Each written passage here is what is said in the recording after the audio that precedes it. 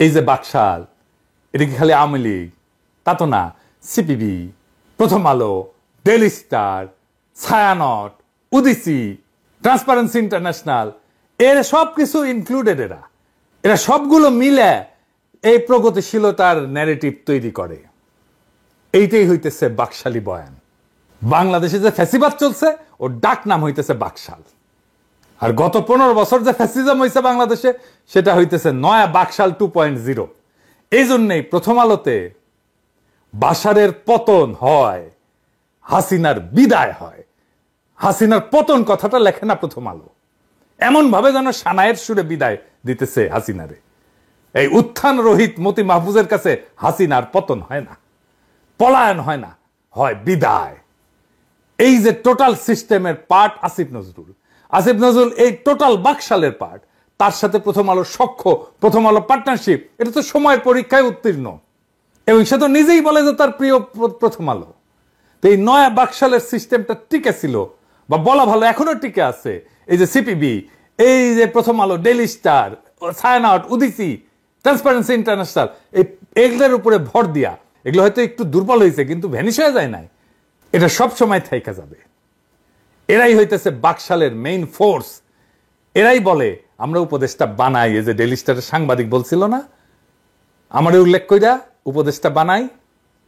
এটা এত শক্তিশালী যে এখনো তার সামনে গরু জবাই দিলে পুলিশ তো পিটায়, মির্জা ফখরুল ঝেপে পড়ে, আর মাহমুদুর রহমান মান্না কয় এটা নাকি ফাজলামি। মানে গরু জবে করা ফাজলামি। মানে ভাই 1971 তো দামরা ছিলেন, 68 সালে তো চিটাগাং ইউনিভার্সিটিতে ভর্তি হয়েছিলেন, 3rd ইয়ারের ছাত্র ছিলেন ইকোনমিক্সের। গর্ত ঘুরেছিলেন কোনটি? মুক্তিযুদ্ধে তো যান নাই। আপনার কি আদৌ রাজনীতি করার নৈতিক অধিকার আছে? 68 সালে বিশ্ববিদ্যালয়ে ভর্তি, 1980 সাল পর্যন্ত ইলেকশন করিচ্ছেন। 12 বছর ছাত্র রাজনীতির নামে বিশ্ববিদ্যালয়ে ঘষ্টানো কি ফাজলামি না মান্না ভাই? হ্যাঁ, আমাদেরকে ফাজলামির কথা বলেন, সাবধান কইরা দিলাম। প্রথম আলোত কি সামনে সুন্দর সুন্দর নায়িকা বসে রেখেছিল যে পৌরুষ জায়গায় উঠেছিল? হ্যাঁ, নিত্যদিন বাম্বু খাবেন, বাম্বু। যাই হোক, আলাপে আসি। এই যে কালচারাল বাকশালী বয়ানগুলাই পলিটিক্যাল বাকশালরে তৈরি করছে এরা মিলা, এবং এর সাপোর্টে বড় হয়েছে, একটা আর একটারে পরিপুষ্ট করছে এবং করতেছে। যেই কারণে পলিটিক্যাল বাকশাল পরাজিত হবে না পুরোপুরি, যদি না কালচারালি বাকশালী বয়ানটাকে বাতিল করা না যায়, পরাজিত করা না যায়। এই জন্যই আমরা শিল্পকলা একাডেমিতে, কালচারাল মিনিস্ট্রিতে অ্যান্টি বাকশালী লোক চাইছিলাম। দুই জায়গায়, এক জায়গায় জামিল রে বসাইলো, আর এক জায়গায় ফারুকিকে দিয়া পাল্টা কালচারাল বয়ান তৈরির দিল এই আসিফ নজরুল। আমি একটা সলিড এক্সাম্পল দিই। আসিফ নজরুল কি মুজিবের 72 থেকে 75 ক্রিটিক করতে পারবে? না, পারবে না। এই বাকশালী বয়ান তৈরি যে স্তম্ভগুলা, সেই স্তম্ভগুলোর একটার পার্ট আসিফ নজরুল। আর বাকশাল তো ভারতের ড্রিম চাইল্ড নাকি, সেই তো পাইলা পুষা বড় করছে বাকশালকে। আর বাকশাল তো ইন্ডিয়ার পারপাস সার্ভ করছে নাকি অন্য কারো পারপাস সার্ভ করছে?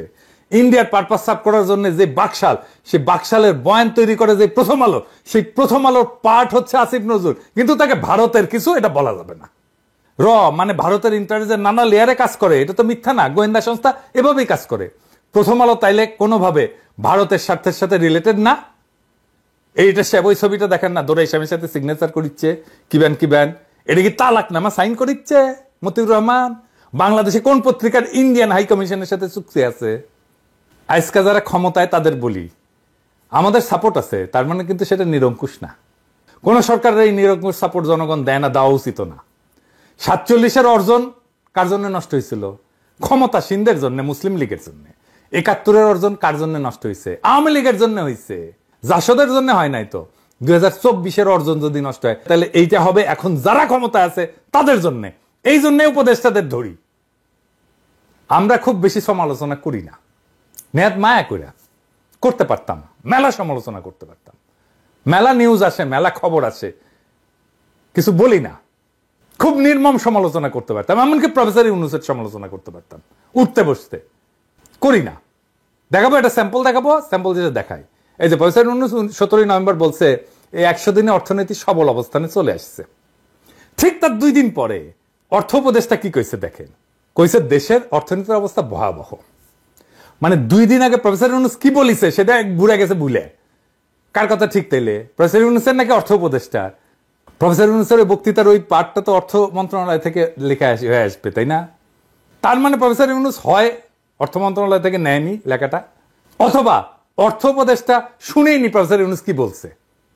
এই সরকারের ব্যর্থতার জন্য আগে হাসিনার টেলিফোন ফাঁস হইতো, এখন জমায়েতে বক্তৃতা দিচ্ছে। আমরা বলছিলাম হাসিনা পরিবারকে দৌড়ের উপরে রাখতে হবে। পুতুলের বিষয়ে বিশ্ব স্বাস্থ্য সংস্থাকে দাও চিঠি ড্রাফট করে দিছিলাম স্বাস্থ্য মন্ত্রণালয়ে, 17 পৃষ্ঠার চিঠি, কিচ্ছু করে নাই। কাজ তো করে দিছি, ধরে ধরে কি কি লিখতে হবে। মনিরুল ইন্ডিয়া থেকে পোস্ট দেয় জয় বাংলা বইলা, আর মনিরুলকে তো ইন্টারপোল দিয়ে ধরে আনা উচিত। আপনাদের আশেপাশে বুক ফলে আওয়ামী লীগারদের ঘুরতে দেখতেছেন না? এই যে আয়না ঘর হয়েছে, বাসারের ইয়েতে আয়না ঘর বাড়িয়েছে না, ইকোনমিস্টের নিউজ হয়েছে, আমাদের আয়না ঘরের নিউজ কোথায়?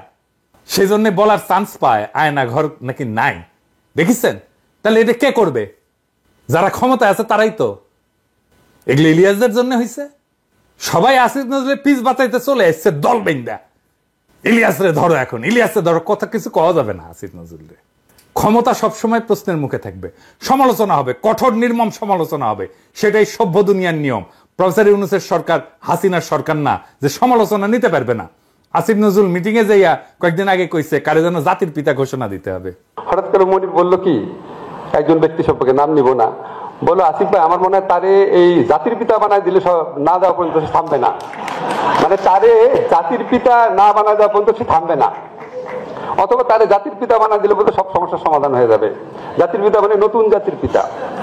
আসিফ নজরুল মুখ সামলে কথা বলবেন। আবার কইছে কারে উদ্দেশ্য কইরা, কোটা সংস্কার আন্দোলনকে কে যেন কইছিল আতাতের আন্দোলন। কেউ কেউ বলে দেখবেন যে কেন বিপ্লবী সরকার হলো না, কেন শহীদ মিনারে আমরা শপথ দিলাম না, কেন সাংবিধানিক পথে গেলাম।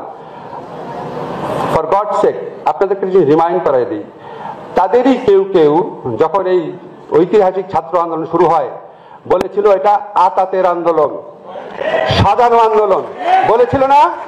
বলেছিল। সবাই হাততালি দিছে, হাসাহাসি করিচ্ছে, দেখেছেন? আমি খুঁজতে লাগলাম কে কইছে, কারে কারে আসিফ নজরুল কইলো, খুঁজে খুঁজে পাইলাম খালেদ মহিউদ্দিনের সাথে টক শো। শুনেন। এখন আওয়ামী লীগ যে এরকম সরকার 15 বছরের বেশি সময় ধরে তারা ক্ষমতায় আছে, তাদের সামনে ডিল করার মতো আরো অনেক বিষয় আছে তাদের। তো আপনার কাছে কি মনে হয় যে তারা যদি সরকারের মানে আইন আদালতের কাঁধে বন্দুক রেখেও এটা করতে চায়, এটা কেন করবে? মানে কোটা ব্যবস্থা মুক্তিযোদ্ধাদের জন্য চালু করে সরকার আসলে কি গেইন করবে বা কি গেইন করতে চায়?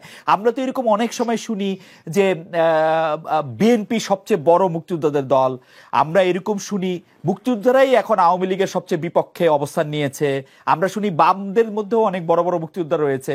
তো এটা কইরে আসলে সরকার কি মানে অর্জন করবে? সরকার যদি চায়, আমরা যেরকম মেকানিজমের কথা শুনি, সরকার তো যাকে খুশি তাকে চাকরি দিতে পারে আসলে, মানে নানা রকম মেকানিজম করে। না, আমি আপনাকে বলি, আমার কাছে মনে হচ্ছে সরকারের মধ্যে, সরকার মানে তো আর শুধু আমাদের প্রধানমন্ত্রী না, সরকারের মধ্যেও তো আমরা দেখেছি এমন কোন এলিমেন্ট আছে যারা ভুয়া মুক্তিযুদ্ধের সার্টিফিকেট দিয়ে হলেও চাকরি পেতে উৎসাহী। ভুয়া মুক্তিযোদ্ধা কিন্তু একটা বাণিজ্যও তো আছে, দেশে আছে না? তো এই বাণিজ্যের লোকগুলোকে মারা গেছে, এরা তো সরকারের মধ্যে আছে, ঠিক না? 62,000 ভুয়া মুক্তিযোদ্ধা আছে, এই সার্টিফিকেট একটা বাণিজ্য আছে না? সরকারের মধ্যে একটা কোটারি অংশ আছে যারা ছাত্রলীগ বা যুবলীগকে বা তার কর্মীকে চাকরি দিতে চায়, মুক্তিযুদ্ধের কোটা দিয়ে থাকতে পারে, এক নাম্বার। 2 নম্বর হচ্ছে আমাদের প্রধানমন্ত্রী যেহেতু উনি একটু, আমার কাছে মনে হচ্ছে একটু জেদ করে বাতিল করেছিলেন, সেই জন্য মানে হয়তো উনি অন্য কোনো ভাবে, মানে উনি যে অসন্তুষ্ট না, এটা অন্য কোনো ভাবে রিফ্লেক্টেড হতে পারে যদি আপনার অ্যাটর্নি জেনারেল অফিস খুব স্ট্রংলি এটা পারসু না করে, হতে পারে। আর 3 নাম্বার হচ্ছে আপনি যেটা বললেন সরকারের নিয়ে কি করবে, আমার কাছে মনে হয় কি, ধরেন এটা একদম একটা সত্যি কিনা আমি জানি না, এমনি ধারণা, যখন এখানে ভারতকে যেভাবে আপনার রেল করিডোর দেওয়া হয়েছে, এটা নিয়ে খুব একটা শোরগোলের মতো অবস্থা তৈরি হয়েছিল। এখন পুরা যুব সমাজের মনোযোগ তো অন্যদিকে নিয়ে যাওয়া যায় এই সমস্ত ইস্যু টুনে, বিকজ এটা হচ্ছে তাদের চাকরির ইস্যু, এটা তাদের সবচেয়ে বড় ইমিডিয়েট ইস্যু হতে পারে। এখন আমাদের সরকারগুলোর মধ্যে স্বচ্ছতা নাই। আসিফ নজরুল সেম সাইড হয়ে গেল না, আন্দোলনে অবদান আর স্টেকের প্রশ্ন তুললেন না।